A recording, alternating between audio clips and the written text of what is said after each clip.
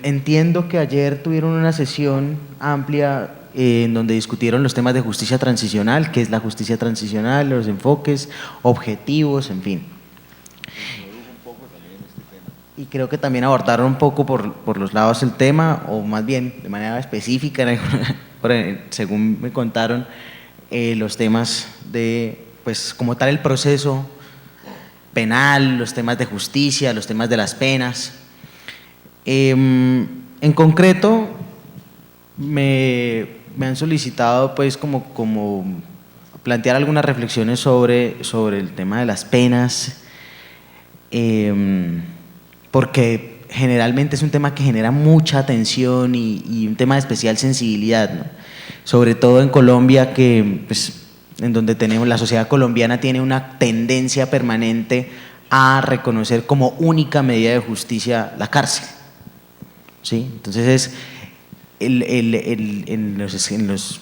el marco del proceso de justicia transicional, esta idea de justicia asociada exclusivamente a cárcel tiene que reevaluarse, y tiene que reevaluarse porque digamos que en la situación en la que está Colombia, no solamente en la situación de pues, buscar una salida negociada, sino en la situación de aplicar estos mecanismos de justicia transicional de forma integral, pues las necesidades son otras y probablemente los objetivos del castigo, digamos, vistos desde la perspectiva del derecho penal clásico, pues resultan insuficientes para las necesidades del país.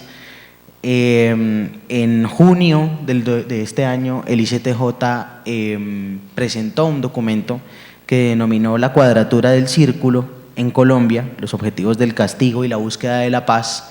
Lo pueden encontrar en la página, es un documento no muy extenso, son más o menos 15 páginas, 16 páginas, en donde se plantean unas reflexiones generales sobre pues, lo que les estoy más o menos planteando, y es cuáles son los objetivos en el marco de un proceso de justicia transicional, del proceso penal y de las sanciones. El documento básicamente lo que plantea es unas reflexiones para pues digamos, no solamente reflexionar sobre esos objetivos, sino cuáles serían las medidas o las mejores rutas para lograr esos objetivos. Y yo pues me voy a concentrar un poco en exponer ese documento porque viene al caso de manera clara sobre la propuesta para trabajar hoy, y además al final pues plantearé algunas reflexiones sobre lo que nos entregaron en este comunicado, como algo así como un traslape entre lo que la propuesta de ICTJ y el resultado, o bueno, lo que se conoce más bien, y lo que deja ver el comunicado de justicia. Yo empezaría por plantear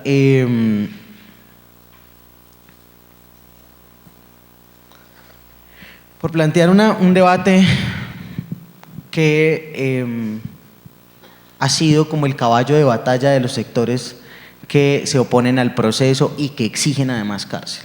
Generalmente nos hablan de los estándares internacionales, nos dicen los estándares internacionales exigen un castigo y exigen una sanción penal. Una sanción penal, es decir, derivada de un proceso penal e impuesta por una sentencia.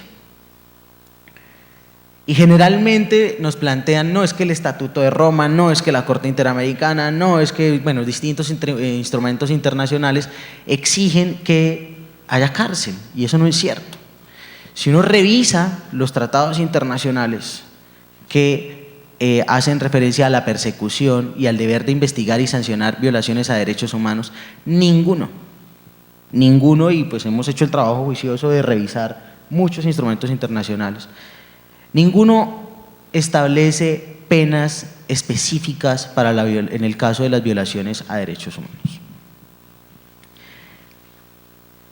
Algunos establecen que sí debe existir una sanción, y algunos también, inclusive no tanto los instrumentos, sino por ejemplo la jurisprudencia de las Cortes Internacionales ha planteado que esos castigos no pueden ser castigos ilusorios, pero no establecen como tal que debe ser una sanción penal de privación de la libertad en establecimiento carcelario.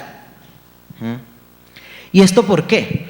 Pues porque finalmente lo que plantean los tratados internacionales y lo que nos entregan los tratados internacionales como el Estatuto de Roma, inclusive la Convención Interamericana de Derechos Humanos, es un catálogo de conductas que los estados se comprometen a perseguir, pero no propiamente nos entregan tipos penales, digamos, en la lógica clara de el supuesto fáctico y la consecuencia jurídica. ¿Sí? Yo quiero hacer una pregunta antes de continuar, y es: ¿cuántos de los que estamos acá somos abogados? Qué sensación qué orgullo, de verdad. Es convocar, no, y lo digo en serio, que se convoque un auditorio de estos y que no sea principalmente por abogados, me parece, conformado por abogados, me parece muy interesante, y plantea unos retos especiales para el expositor, que es de una ñoñera técnica jurídica horrorosa. Pero entonces vamos a hacer un trato, y es que en lo que sientan que estoy hablando, que en lo que me estoy poniendo muy técnico jurídico, me avisan, ¿sí? Y planteamos la forma como de abordar el tema, que pongan un silbidito ahí, un grito, lo que sea, ¿vale? Entonces, lo que les decía es: los tratados internacionales no son como el Código Penal de Colombia, que nos entregan el catálogo de delitos que tienen que perseguirse y la consecuencia jurídica. Entonces uno lee el artículo del homicidio, por ejemplo, y dice: el que matare a otro incurrirá en prisión de tanto a tanto tiempo, ¿cierto? Lo que señalan los instrumentos es eso, conductas que tenemos que perseguir, pero no propiamente la consecuencia jurídica.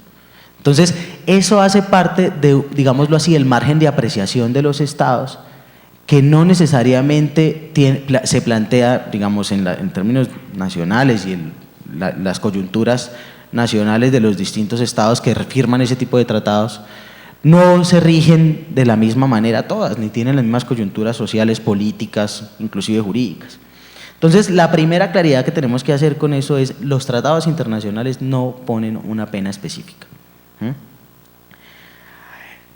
Tengo que manifestarlo aquí claramente porque me parece muy importante hacer ese tipo de aclaraciones, Camilo, y es que, por ejemplo, el Procurador General de la Nación ha planteado que sí, que el Estatuto de Roma sí dice cuánto tiempo y hace una lectura de unas normas, y yo quiero aclarar eso, y es: el Estatuto de Roma lo que hace es plantear su regulación de las penas que va a imponer ese tribunal de la Corte Penal Internacional. Pero esa parte de la regulación no es vinculante para los estados, es decir, no obliga a los estados a hacer ese tipo de apreciaciones y a imponer ese tipo de penas.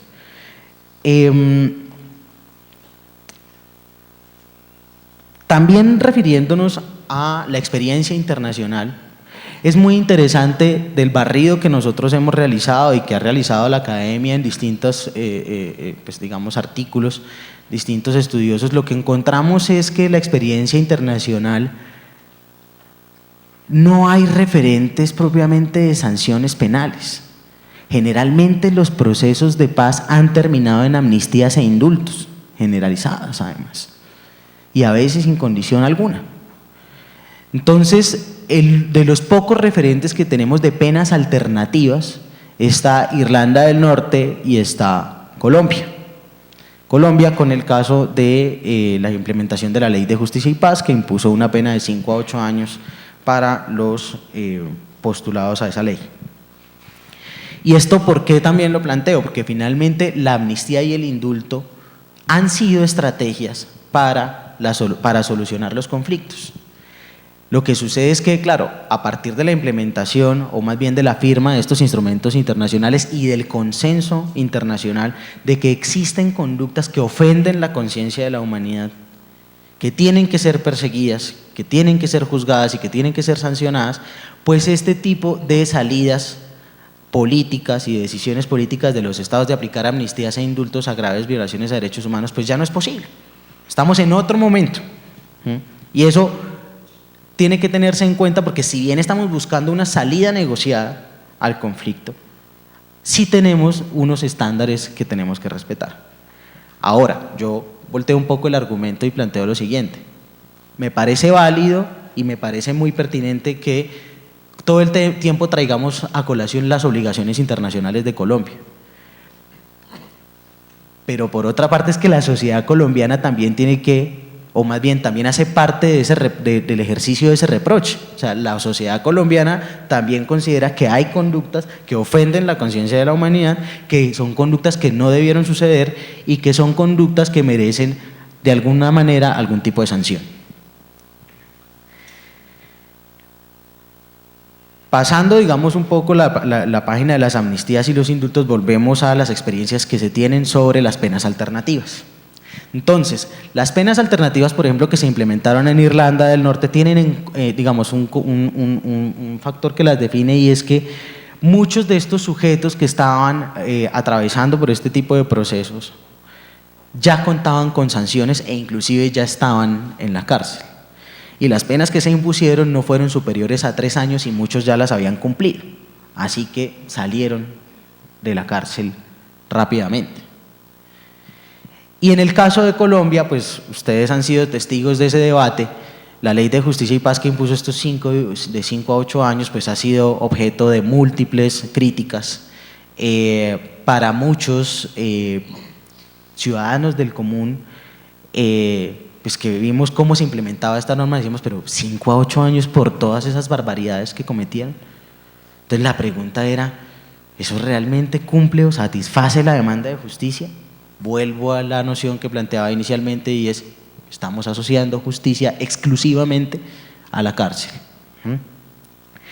Pero ya en lógica de debate, digamos, y planteando un debate ya más académico, en la lógica de las sanciones penales y de los objetivos de las sanciones penales, ahorita haré mención con mayor claridad a eso, pero uno de los objetivos de la sanción penal es la retribución. Entonces, esa retribución está leída casi, y ojo a esto porque no me quiero regresar pues siglos y mejor dicho a la era antes de Cristo, pero sí planteaban la lógica del ojo por ojo, diente por diente. O sea, el que causó sufrimiento tiene que sufrir para que finalmente se entienda que hubo justicia.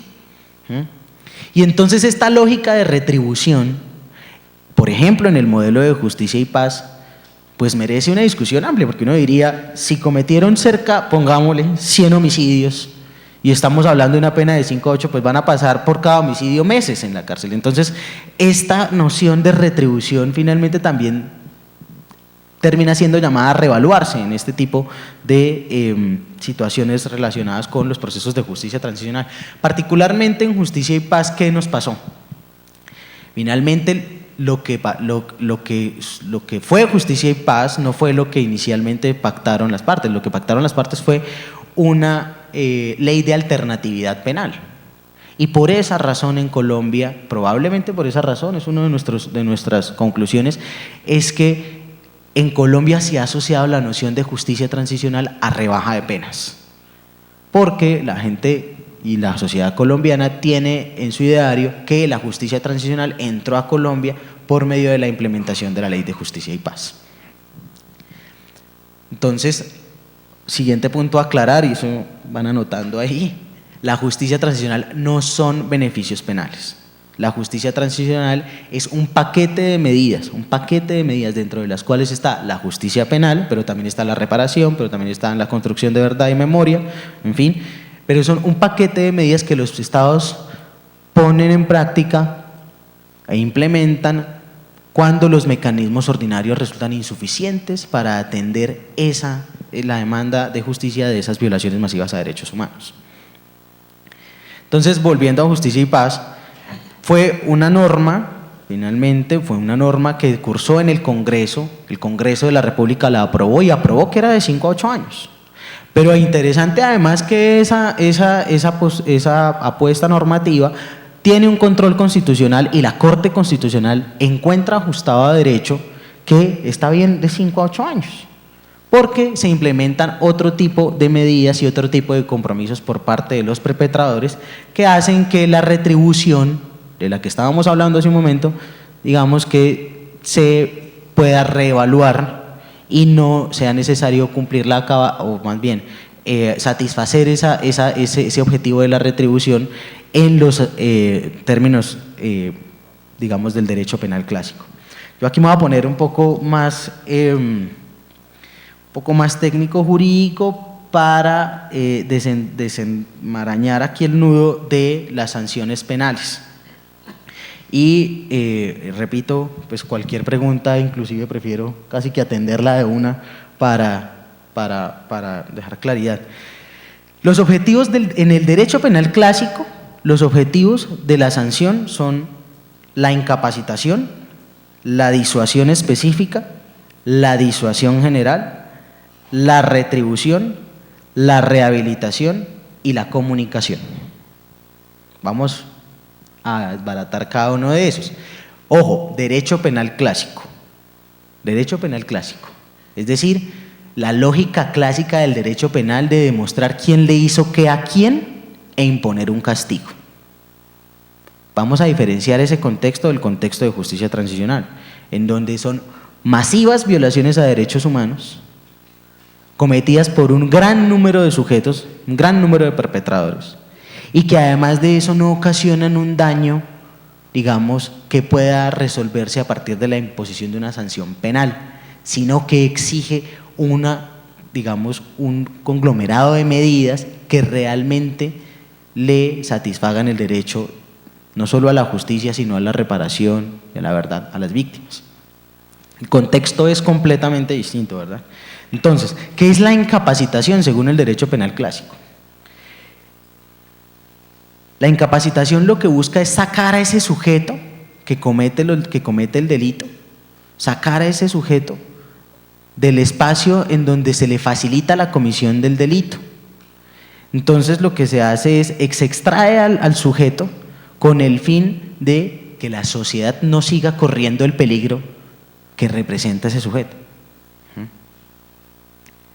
La disuasión específica, entonces, es buscar la manera, a partir de la implementación de la sanción, de que ese sujeto en concreto, obtenga a partir de la, pues digamos, como consecuencia del delito, una consecuencia desagradable, una restricción de un derecho, pero en lógica además de imponer inclusive algún tipo de sufrimiento. ¿Esto para qué? Para que el sujeto no vuelva a cometer conductas delictivas. La disuasión general. ¿Qué es la disuasión general? Es más o menos lo mismo que le sucede a este sujeto que comete, pero es un mensaje más para la sociedad que para el sujeto de forma individual. Entonces la disuasión general significa que en la medida en que se impongan las sanciones penales, el común de las personas, la sociedad en general, va a saber que si comete delitos, como consecuencia se generarán unas consecuencias desagradables, una restricción de derechos.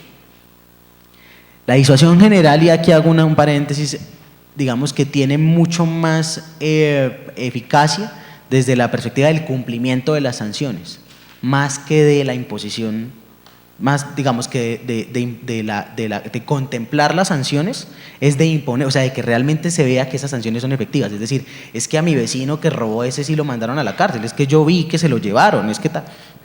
Entonces, esa disuasión general tiene esa característica especial. La retribución ya la veníamos conversando, esta noción como, entre comillas, del ojo por ojo, diente por diente, yo creo que más o menos ya lo planteé, pero añadiría que lo que busca es como una proporcionalidad ahí rara entre el delito que se cometió, el daño que se causó y la consecuencia que se le genera al perpetrador. La rehabilitación, esta sí es mundial porque además uno va a ver los sistemas penitenciarios de Colombia particularmente, y allá no rehabilita pero nadie. Pero fíjense ustedes, es uno de los fines de las sanciones penales clásicas, pues desde la perspectiva del derecho penal clásico, rehabilitar al sujeto. Y probablemente esa lógica de rehabilitación que, pues digamos, plantear una reforma de las conductas, unos modelos de reintegración, unos modelos en donde el victimario reconozca sus errores y se plantee la forma y el Estado lo acompañe en la forma en que va a reintegrarse de alguna manera a la sociedad, sí termina siendo un elemento interesante para nuestra discusión. Y finalmente, el objetivo de la comunicación. Entonces, es algo así, la comunicación en la sanción penal lo que busca es que todos, en general, logremos el consenso de que lo que sucedió estaba mal y merece un castigo. Entonces, haciendo este recuento rápido, que si mi profesor de Derecho Penal me escucha, pues más o menos o paso raspando o realmente no paso, ¿sí? Pero haciendo este recuento rápido de los objetivos de la sanción penal, volvamos a la situación de Colombia y analicemos cada una de estas situaciones en el contexto de los sujetos pues, que están participando en la negociación y de los grupos insurgentes. Con la incapacitación, particularmente, sacar al sujeto, uno diría que si se logra un acuerdo de paz, si se logra finalizar el conflicto, pues el sujeto ya no va a seguir cometiendo delitos.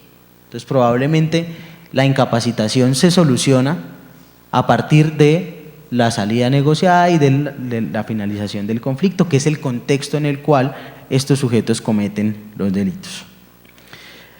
La disuasión específica sí que plantea retos en la situación de las FARC y en la situación de las insurgencias, por una razón, y es que la academia ha demostrado, así en el derecho penal clásico, que cuando el perpetrador comete el delito por una situación, por ejemplo, de necesidad o porque está motivado por unos fines ideológicos, la consecuencia desagradable está dentro de su inventario, es decir, la prevé inclusive, y eso no lo limita para la comisión del delito.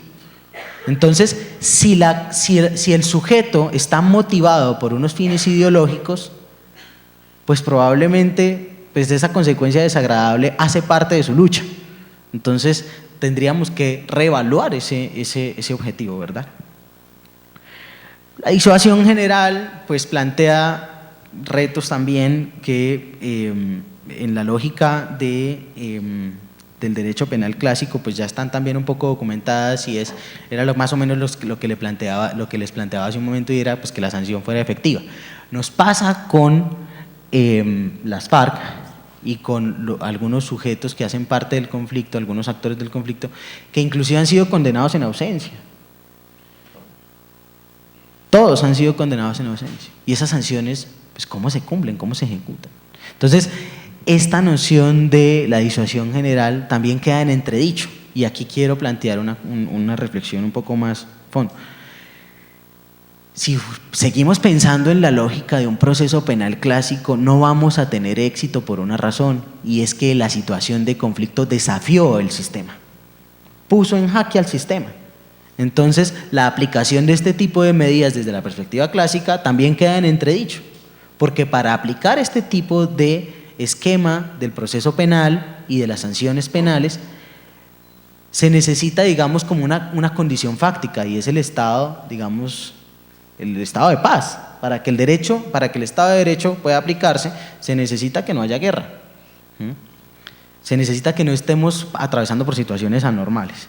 Con la retribución yo creo que ya lo planteé. Tal vez la discusión sobre la rehabilitación sí cobra un poco de sentido, y quisiera hacer ahí un paréntesis con la situación y los retos de imponer unas sanciones a la insurgencia. Y es la motivación de la comisión de estos delitos tiene estos fines ideológicos a los que estábamos haciendo referencia, y probablemente esa motivación nubla un poco el espectro de los perpetradores, que inclusive no reconocen como ilícitas sus conductas en muchos casos, o no reconocen que generaron unos daños. Entonces, desde esta perspectiva de la rehabilitación, este sí sería un fin que probablemente debemos potenciar en la lógica de lo que está sucediendo en Colombia y de la salida negociada. Necesitaríamos la imposición, probablemente el sistema necesitaría la imposición de unas medidas en donde, a partir de la aplicación de estas, los sujetos comprendan la ilicitud de esas conductas y además comprendan que generaron unos daños, que transformaron la vida de unas personas, que de alguna manera afectaron los proyectos de vida de algunas personas, y que eso generó consecuencias desagradables en la vida de esos sujetos. Y eso no necesariamente, ese tipo de objetivo no necesariamente se va a cumplir con la cárcel. Una cárcel ni cuenta se dan de eso. El factor de comunicación sí que me parece clave en los contextos de justicia transicional y particularmente en la situación de Colombia. ¿Por qué? Generalmente estos ritualismos, si uno le da risa, ¿no? Porque uno entonces ve ahora a los jueces y que entonces la toga, y en esa época, en anteriores épocas hasta peluca, o inclusive hay países en donde se las ponen todavía. Este tipo de ritualismos y de cosas, uno dice, pero ¿esto para qué? Esto está como hasta ridículo. Pues resulta que es que esto tiene todo un contenido en términos de comunicación y todo un contenido en términos, digamos, desde una perspectiva sociológica mucho más amplios. Y es la situación en donde el sujeto llega y reconoce que existe una autoridad. Y la sociedad reconoce que esa autoridad está ejerciendo un poder. Y finalmente se rompe, en ese tipo de escenarios que son tan particulares, se rompe esa jerarquía que los sujetos armados lograron a partir de la implementación de la fuerza. Entonces, las víctimas y la sociedad realmente sienten que existen unas reglas claras para todos y que se tienen que cumplir. Entonces, ¿a qué voy yo con esto? A que si seguimos planteando la discusión de los procesos penales y de la justicia penal, solamente a partir de si hay cárcel o no, no vamos realmente a valorar el impacto que tiene para la sociedad la realización de juicios, la realización de estos modelos de investigación y judicialización, más allá de las sanciones que puedan imponerse. O sea, el juicio en sí mismo tiene un poder de comunicación para la sociedad que termina siendo, digámoslo así, o materializando el consenso de que lo que sucedió no debía suceder y no puede volver a ocurrir. Entonces, esa noción de la comunicación también es muy importante. Finalmente, Camilo, yo corrí como que no me di cuenta del tiempo. Yo plantearía ya unas reflexiones como generales sobre lo que está sucediendo y el resultado de la negociación. Si nosotros vemos, escuchamos ahorita la lectura del acuerdo, encontramos que el modelo que se planteó de esta jurisdicción especial para la paz, efectivamente, plantea la realización de unos juicios. Y en ese sentido es un modelo muy positivo y que hay que defender. El modelo incluye la aplicación de amnistías e indultos. Y no es esta noción de la que hablábamos hace un rato, de los países o de la experiencia internacional que ha implementado las amnistías y los indultos generalizados, sino que hace que la amnistía y el indulto aquí haga parte del modelo de rendición de cuentas, que esté diseñada para aplicársela a los delitos políticos y conexos, pero el mismo acuerdo establece unos límites a esa amnistía, a esas amnistías e indultos, y señala que para los crímenes internacionales no será posible su aplicación. Entonces es un modelo que acude a esta medida como una medida, digamos, que en la experiencia se ha utilizado para resolver los conflictos, pero también traza la línea y dice, esto de aquí para allá no podía cometerse. Entonces es un modelo también muy interesante por eso. ¿Cuáles son las consecuencias jurídicas que plantea el acuerdo? Entonces, el acuerdo contiene dos, digámoslo así, podríamos identificar dos universos. Un primer universo que es el universo de sujetos que cuentan toda la verdad, pues una vez son llamados por el sistema, cuentan toda la verdad, y para ellos se implementarán unas sanciones de carácter restaurativo. Y el otro universo es los que no reconocen o reconocen tardíamente la verdad. Para estos hay dos situaciones. El que reconoce tardíamente podrá ser objeto de la aplicación de penas alternativas, y ahí se puso el estándar de justicia y paz. Fíjense lo interesante: 5 a 8 años en condiciones ordinarias de reclusión. Y para los que definitivamente no reconocieron verdad y fueron sujetos a, o más bien optaron por el juicio contradictorio con todas las ritualidades, el debido proceso, etcétera, si se prueba que son responsables, terminarán enfrentando una pena de hasta 20 años. Entonces vemos cómo el modelo finalmente sí atiende a unas lógicas que atienden a la coyuntura tanto de la salida negociada como la demanda de justicia, como finalmente la imposición de unas sanciones o de unas consecuencias derivadas de la comisión de los delitos. Haría finalmente una lectura de un ABC del comunicado que está disponible en la página de la Oficina del Alto Comisionado para la Paz y que les recomiendo revisen porque ofrece mayor claridad a los puntos que se trabajan en el comunicado. Dice ese ABC que las sanciones restaurativas que se impongan, en algunos casos para los delitos más graves, podrán incluir restricciones a la libertad, pero que estas restricciones a la libertad, digamos, contarán con la laxitud necesaria para que estos sujetos cumplan con